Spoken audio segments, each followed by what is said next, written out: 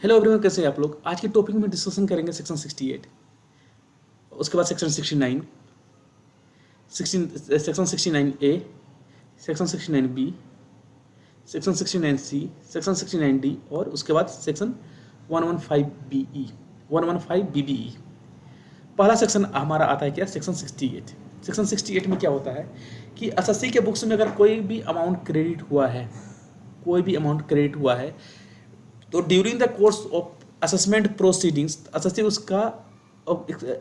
क्या कर रहा है, उस सोर्स के बारे में, उस जो अमाउंट क्रेडिट है उसके बारे में कोई एक्सप्लेनेशन नहीं देता, या एक्सप्लेनेशन देता भी है उससे असेसिंग ऑफिसर सेटिस्फाइड नहीं है, तो जो अमाउंट क्रेडिट हुआ है, जो अमाउंट हमारे बुक्स में क्रेडिट हुआ है, उसको हम क्या बोलेंगे, अनएक्सप्लेन क्रेडिट। और उसका एडिशन कहाँ पे होगा, अंडर सेक्शन 68 में एडिशन होगा।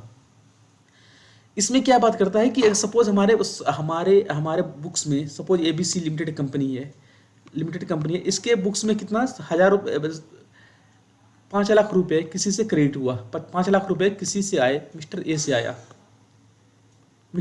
से आया। इस ट्रांजैक्शन के बारे में असेसिंग ऑफिसर को डाउट है, तो क्या पूछ सकता है, during the course of assessment proceedings, इसके नेचर के बारे में पूछ सकता है, इसके सोर्स के बारे में पूछ सकता है। सोर्स के बारे में ये पैसे एक मिस्टर ए के पास कहाँ से आए। और अगर एसएससी इस ट्रांजैक्शन के बारे में कोई एक्सप्लेनेशन नहीं देता है, या कोई अगर एक्सप्लेनेशन देता है जिससे असेसिंग ऑफिसर सेटिस्फाइड नहीं है, तो इसका एडिशन ₹5 लाख का एडिशन कहाँ पे होगा, अंडर सेक्शन 68 पे इसका एडिशन होगा। अंडर सेक्शन 68 पे जो अमाउंट हमारे बुक्स में क्रेडिट हुआ है वो 68 पे एडिशन होगा। अब बात आती है क्या कि अगर हमने कोई लोन, एसएससी ने कोई लोन ले रखा है या कोई बोरोइंग करी है, और कोई ऐसा अमाउंट, ठीक है, जो किसी भी नाम से जाना जाता है, यानी उसमें क्या बोल रहा है कि इसको दोबारा समझते हैं इसको। However, where the sum of so credited consists of loan, borrowing or any such amount by whatever name is called, any explanation offered by assessing of assessee shall not be deemed to be satisfactory if the person in whose name such credit is recorded also offer no explanation about the nature and source, or explanation is not satisfactory। इसको बोलते हैं source of source. मतलब यहां पे क्या होगा कि जिससे यहां पर सपोज हमने लोन लिया किसी मिस्टर ए से 5 लाख रुपए का, तब असेसिंग ऑफिसर क्या करेगा, असेसिंग ऑफिसर हमारे बुक्स में किसके नाम से रिकॉर्डेड है, मिस्टर ए के नाम से रिकॉर्डेड है, तो असेसिंग ऑफिसर किससे पूछेगा, मिस्टर ए से पूछेगा कि भाई ये बताओ कि ये नेचर क्या है और इस सोर्स क्या है, तुम्हारे पास पैसे कहाँ से आए। अगर मिस्टर ए क्या कर रहा है, या तो चुप हो रहा है, कुछ बता ही नहीं रहा है नेचर के बारे में, या अगर उसका रिप्लाई ऐसा होता है कि जिससे असेसिंग ऑफिसर सेटिस्फाइड नहीं है, तो उस केस में क्या होगा, यहाँ पर क्या बोला जाएगा, यहाँ पर माना जाएगा कि असेसी सेल, यहाँ पर पहला, अगर जिससे हम ट्रांजैक्शन, जिस व्यक्ति से ट्रांजैक्शन हुआ है, उसका ट्रांजैक्शन हुआ है, अगर वो इस ट्रांजैक्शन के बारे में सोर्स या नेचर नहीं बता पाता, या बताता है तो जिससे असेसिंग ऑफिसर सेटिस्फाइड नहीं होता, तो एसएससी ए माना जाएगा। Assessee shall not be treated as deemed satisfactory, assessee को ए नहीं माना जाएगा कि एसएससी ने इसका रिप्लाई करा है, मतलब ये अनएक्सप्लेन्ड क्रेडिट ए भी हो जाएगा, ठीक है। सिमिलरली उसी तरह से यहाँ बात करता है कि any explanation offered bye closely held company मतलब प्राइवेट लिमिटेड कंपनी जिसका शेयर ट्रेडिंग नहीं होता है नेशनल स्टॉक एक्सचेंज में, बीएसई और एनएससी में, जिसका शेयर का ट्रांजैक्शन नहीं होता है, उसको हम क्लोजली हेल्ड कंपनी बोलेंगे। यहाँ पर बात बोलता है any explanation offered by a closely held company in respect of any sum credited such as share application money, share capital, share premium, or any such amount by what number is called in the account of such company shall be deemed to be not satisfactory if resident person in whose name such credit is recorded in the books of such company also not explains about the nature and source of such sum or explanation is not satisfactory। अब यहाँ पर closely held company की बात कर रहा है, यहाँ पर क्लोजली, सपोज यहाँ पर एबीसी प्राइवेट लिमिटेड है, यहाँ पर बात कर रहा है कि हमने अगर शेयर एप्लीकेशन मनी ली है या क्या लिया है, शेयर प्रीमियम लिया है या कोई दूसरा अमाउंट लिया है। सिमिलरली इस ट्रांजेक्शन के बारे में किससे पूछा जाएगा, इसके सोर्स के बारे में, मिस्टर जो आप पैसे हमारे पास कहाँ से हैं, मिस्टर ए के पास से। ये इसका इसके इस ट्रांजेक्शन के बारे में मिस्टर ए से असेसिंग ऑफिसर पूछेगा। ये तो उस केस में अगर ऐसा ये मिस्टर ए क्या होता है, चुप रहता है या जो एक्सप्लेनेशन देता है उससे असेसिंग ऑफिसर सेटिस्फाइड नहीं है, तो यहाँ पर ये माना जाएगा कि assessee deemed to be, assessee का जो रिप्लाई है वो माना जाएगा कि वो सेटिस्फैक्ट्री नहीं है, और उसका एडिशन कहाँ पे होगा, अंडर सेक्शन 68 पे उसका एडिशन होगा। इसका रीजन क्या है 68 का मेंस होता क्या है, 68 में जो लोन और बोरोइंग शेयर कैपिटल की बात करी इन्होंने यहाँ पर, जो मतलब जो प्रैक्टिस है मार्केट में वो करते क्या है, किसी व्यक्ति से लोन लिया, मतलब अब किसी व्यक्ति से लोन लिया, उस लोन को अपने बुक्स में लिखा दिए, या शेयर एप्लीकेशन शेयर इशू कर दिए मिस्टर ए को, और उसके बाद ज़रूरत ही नहीं थी, उससे पैसे आए और उसको और दूसरे नंबर पे उसको कैश वापस कर दिया। तो इस टाइप का ट्रांजेक्शन चलता रहता है, मतलब ब्लैक मनी को व्हाइट मनी में कन्वर्ट करने का एक तरीका है यहाँ पर। इसीलिए यहाँ पर गवर्नमेंट क्या करा, सेक्शन 68 को थोड़ा सा स्ट्रिक्टली फॉलो करा है, और उस पर कुछ अमेंडमेंट लाए हैं, लोन बोरोइंग करके, share application money, share premium करके। उसलिए यहाँ पर जरूर ये मैंडेटरी हो गया कि अगर एसएससी के बुक्स में इस टाइप के ट्रांजेक्शन क्रेडिट हुए हैं तो उसको एक्सप्लेनेशन देना होगा कि पैसे कहाँ से आए हैं, किसके पास से आए हैं। और अगर असेसिंग ऑफिसर इससे सेटिस्फाइड नहीं होता है या असेसिंग उसके बारे में नहीं बताता, या जिससे पैसे आए हैं वो उसके बारे में नहीं बताता या चुप रहता है, तो उसका एडिशन कहाँ पे होगा, अंडर सेक्शन 68 पे होगा। यहाँ पे बात बोला एडिशनल कंडीशनल, यहाँ पर बोलता है कि अगर ज्वाइंट वेंचर कैपिटल फंड या वेंचर कैपिटल कंपनी जो रजिस्टर्ड है एसएबी में, अगर उससे पैसे आए हैं तो 68 का प्रोविजन नहीं लगेगा। ठीक है। अब बात आती है सेक्शन 69। सेक्शन 69 में हम बात करते हैं अनएक्सप्लेन्ड इन्वेस्टमेंट की। अनएक्सप्लेन्ड इन्वेस्टमेंट क्या होता है, एसएससी ने क्या करा है, कोई इन्वेस्टमेंट करी है, इन्वेस्टमेंट कहाँ कर सकते हैं, प्रॉपर्टी में कर सकते हैं, शेयर में कर सकते हैं, म्यूचुअल फंड में कर सकते हैं, ज्वेलरी में कर सकते हैं।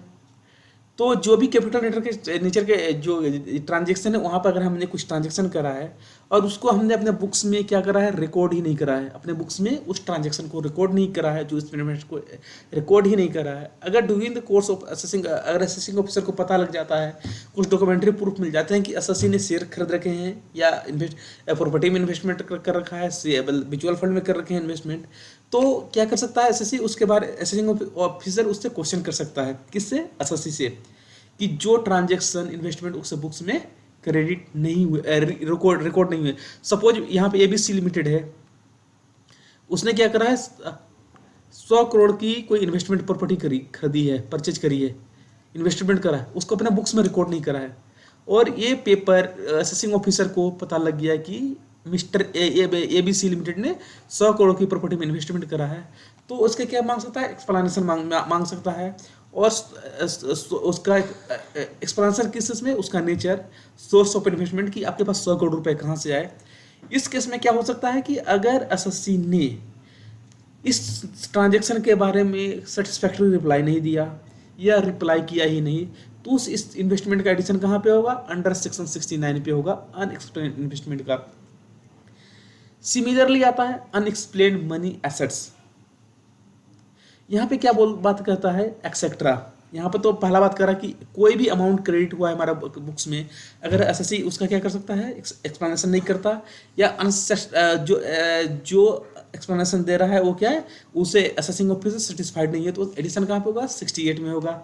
अनएक्सप्लेन क्रेडिट, अनएक्सप्लेन इन्वेस्टमेंट, मतलब जो इन्वेस्टमेंट की बात करी कि कोई इन्वेस्टमेंट अगर एसएससी के बुक्स में रिकॉर्डेड ही नहीं है, उसके रिगार्डिंग अगर एसएससी से क्वेश्चन किया जाता है, तो एसएससी उसका एक्सप्लेनेशन, उसका सेटिस्फैक्टरी रिप्लाई नहीं देता, या तो रिप्लाई करता नहीं है, तो उसका एडिशन कहाँ पे होगा, 69 में होगा। तीसरा क्या करता है, अब क्वेश्चन आता है क्या कि भाई जो इन्वेस्टमेंट कंपनी ने करा है अपने बुक्स में उसको रिकॉर्ड क्यों नहीं करेगा, रिकॉर्ड इसलिए नहीं करेगा क्योंकि अगर उसने ब्लैक मनी से परचेज करा है, ब्लैक मनी से इन्वेस्टमेंट करा है, ब्लैक मनी से इन्वेस्टमेंट करने के बाद वो ट्रांजेक्शन क्या होगा, हमारे बुक्स में नहीं आएगा। इसलिए जो ब्लैक मनी वाले ट्रांजैक्शन होते हैं वो क्या होता है, बुक्स में रिकॉर्ड नहीं किए जाते हैं, तो इसलिए वो उसको रिकॉर्ड किया नहीं जाता।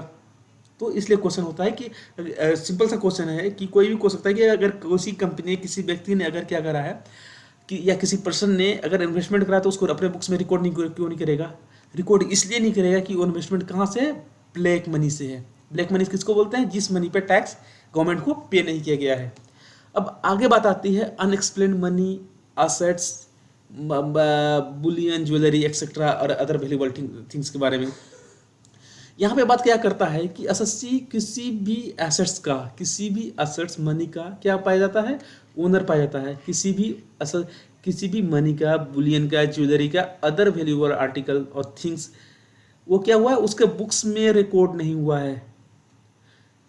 एसएससी किसी भी अनएक्सप्लेन्ड मनी, एसएससी के पास कोई मतलब पैसे हैं, बुलियन है, ज्वेलरी है, वो कहाँ अगर सर्च में मिल गया, अगर उसके बारे में एक्सप्लेनेशन नहीं करता है, और एक्सप्लेनेशन उसके वो क्या है, इस जो ये भी क्या है, ब्लैक जो इस टाइप के इन्वेस्ट जो होते हैं, जो एसेट्स होते हैं, वो भी क्या होते हैं, ब्लैक मनी से परचेज होते हैं या इन्वेस्टमेंट होता है ये सारा, इसलिए इनका बुक्स में रिकॉर्ड नहीं होता, बुक्स में इनकी एंट्री नहीं होती। तो यही बोला यहाँ पर कि assessee is found to be owner of the any money, bullion, jewellery, other valuable article and same is not recorded in books of accounts. ठीक है, ये क्या हुआ है, बुक्स ऑफ अकाउंट्स में रिकॉर्डेड नहीं है। रिकॉर्डेड क्यों नहीं है, क्योंकि वो ब्लैक मनी से परचेज किया गया है।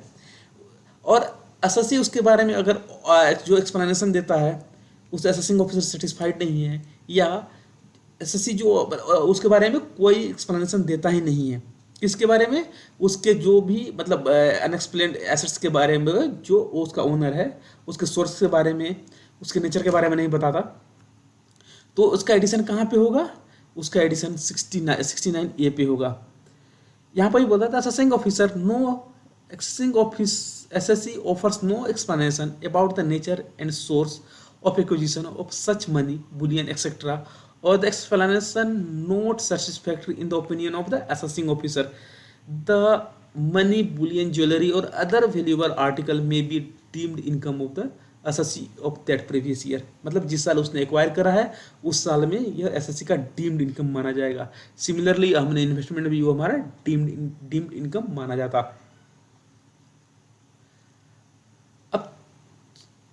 अब सेक्शन आता है सेक्शन 69B। इसमें क्या बोलता है कि एसएससी ने अपने बुक्स में जिस अमाउंट पे उसने इन्वेस्टमेंट करा है उसको डिस्क्लोज कराया नहीं है, कम पे डिस्क्लोज कराया है, तो क्या होगा, उसका एडिशन कहाँ पे होगा, सेक्शन 69B में होगा। जैसे मैं प्रॉपर्टी के केस में बात करूँ, जो ट्रेंड है कि प्रॉपर्टी के केस में क्या करते हैं लोग, वहाँ पर दो तरह का चलता है जो प्रैक्टिस है मार्केट में। क्या करते हैं लोग, एक तो चेक्स पेमेंट करेंगे और दूसरा क्या करेंगे, कैश में करेंगे। इसके लिए दो एग्रीमेंट बनती है, एक कच्चा एग्रीमेंट बनता है, एक होता है जो एग्रीमेंट हम रजिस्ट्री करवाते हैं, दो अलग अलग बनती है। तो जब आदमी कोई भी व्यक्ति को क्या होता है, अगर प्रॉपर्टी में इन्वेस्टमेंट करना होता है तो क्या करता है, कच्चा एग्रीमेंट करवाएगा, उसमें सब कुछ लिखेगा, सब कुछ इसलिए लिखेगा कि कितना कैश में देगा और कितना चेक में देगा, कितना चेक में पेमेंट करेगा, कितना कैश में पेमेंट करेगा। ये एग्रीमेंट इसलिए जरूरी होता है क्योंकि आगे चल के हो सकता है जो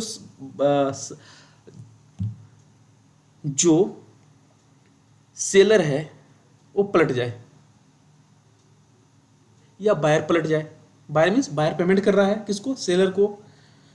सेलर बोलेगा जी, अगर एग्रीमेंट नहीं किया तो क्या होगा, सेलर बोलेगा मैं सेल नहीं कर रहा, कोई पैसे मुझे नहीं मिले। इस केस में दोनों तरफ से या ट्रांजैक्शन को फुलफिल करने के लिए कच्चा एग्रीमेंट करते हैं लोग, कैश में और चेक में। कैश चेक में उसमें सारा डिटेल रहता है। एक दूसरा पक्का एग्रीमेंट होता है, कब इस प्रॉपर्टी को रजिस्ट्री करवाएंगे बस उसमें चेक वाली अमाउंट ही एंट्री होगी। चेक वाले जो हमने अमाउंट जो पेमेंट करा है उसका लोग रजिस्ट्री करवाते हैं, और जो पुराने जो कच्चा एग्रीमेंट है उसको फाड़ के फेंक देते हैं।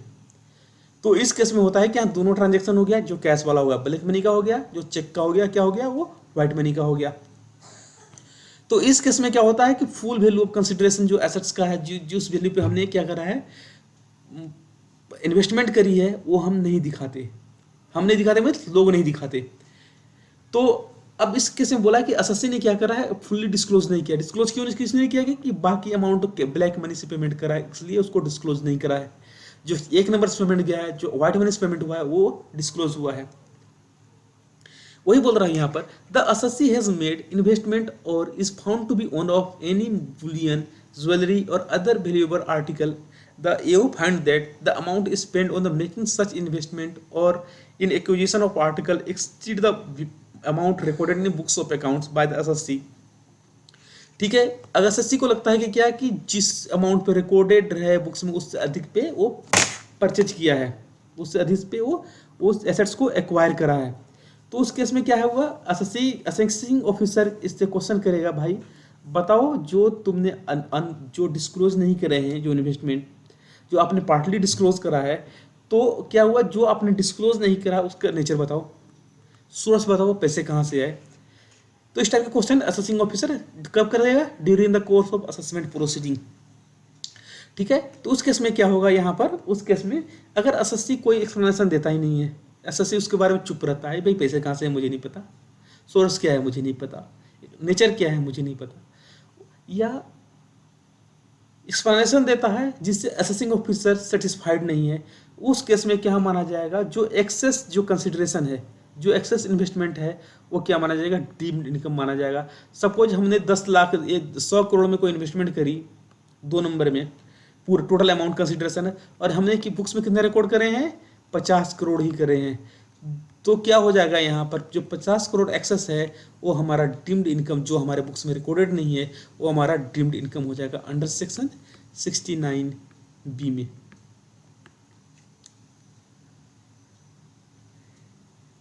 अब उसके बाद आता है सेक्शन 69C। सेक्शन 69C में क्या बोलता है कि एसएससी ने कोई खर्चे करे हैं, यहाँ एक्सपेंडिचर, तो पहला बात क्या आ गया हमारा, जो अनएक्सप्लेन क्रेडिट, कैश क्रेडिट का आ गया, उसके बाद अनएक्सप्लेन इन्वेस्टमेंट का आ गया, उसके बाद अनएक्सप्लेन मनी एसेट्स का आ गया, उसके बाद हमारा क्या आ गया, जो नॉट फुली डिस्क्लोज इन्वेस्टमेंट का आ गया, उसके बाद क्या करते हैं, खर्चे की बात करते हैं। खर्चे के बाद कहाँ पे आएगा, अनएक्सप्लेन एक्सपेंडिचर, वो कहाँ होता है, 69C में। यहाँ क्या बोल रहा है कि where in any previous year an assessee has incurred any expenditure, assessee ने किसी साल में क्या करा, कोई एक्सपेंडिचर इनकर्ड किया है, he offers no explanation about the source of such expenditure, कि पैसे कहाँ से आए मुझे नहीं बताना, किसको नहीं बताना, असेसिंग ऑफिसर को नहीं बताना,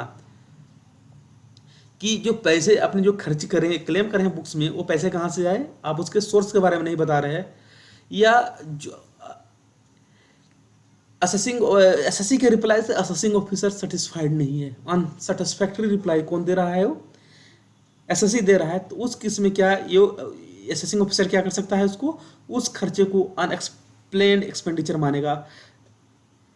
जो खर्चे करेंगे कहाँ क्लेम करा होगा, प्रॉफिट लॉस अकाउंट में, ये हमारा प्रॉफिट लॉस अकाउंट हो गया, हमारा यहाँ पर सेल दिखाएंगे ये इधर, यहाँ पर हमारा परचेज और खर्चे हो जाएंगे। यहाँ पर क्या होगा, सपोज जो भी सेल है हमारा यहाँ पे अमाउंट, और इस पर क्या है, परचेज या जो भी अनएक्सप्लेन हमारा एक्सपेंडिचर है हमने यहाँ क्लेम करा होगा, हमने यहाँ पर खर्चे जो क्लेम करे, जिससे क्या हुआ, हमारा प्रॉफिट कम हुआ।